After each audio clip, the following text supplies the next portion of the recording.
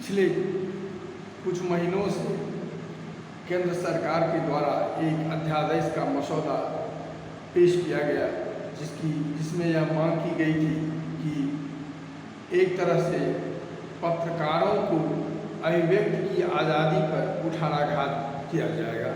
वो क्या लिखेंगे, क्या बोलेंगे, सरकार के विरुद्ध वो नहीं बोल सकते। एक तरह से आपातकाल के दौरान जो प्रेस सेंसरशिप लागू था, लगभग वैसा ही किए जाने का प्रयास किया जा रहा है।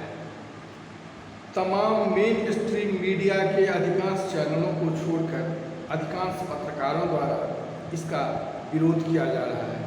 उसी समय बिहार में एक और सरकारी आदेश निकला है कि अब सरकारी कर्मचारी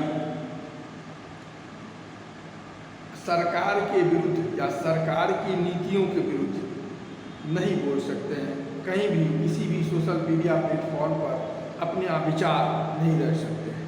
सीधे सीधे इसे कहें तो यह सरकार द्वारा अपनी अलोकप्रियता को बचाने और अपने अलोकप्रिय कदमों पर एक तरह से जन भावना नहीं फैले, जनता में यह नहीं जाए, इस पर इसका प्रयास है।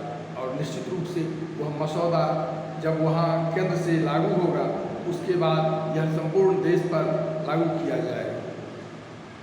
दुर्भाग्य यह भी है, उससे भी बड़ा दुर्भाग्य है कि यह उस दल की सरकार के दौरान लाया जा रहा है जिस सरकार ने आपातकाल के दौरान सबसे अधिक इस दल के नेताओं ने यातना झेली, जेल की यातना झेली, उसका सबसे अधिक विरोध किया, सड़क से लेकर सदन तक उसका विरोध किया।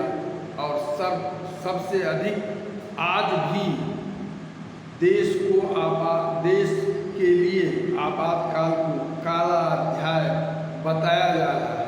पर आज जब सत्ता मिली और सत्ता की लोकप्रियता में कमी का दिखने लगा, तो पुनः वैसा ही कानून बिना आपातकाल लगाए लाया जा रहा है।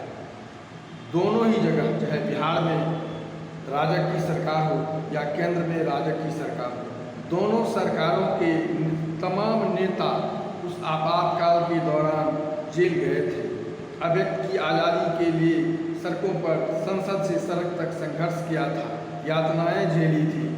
और लोगों को आज भी वह बताकर एक तरह से कहें तो भावनात्मक शोषण, इमोशनल ब्लैकमेल किया जा रहा है।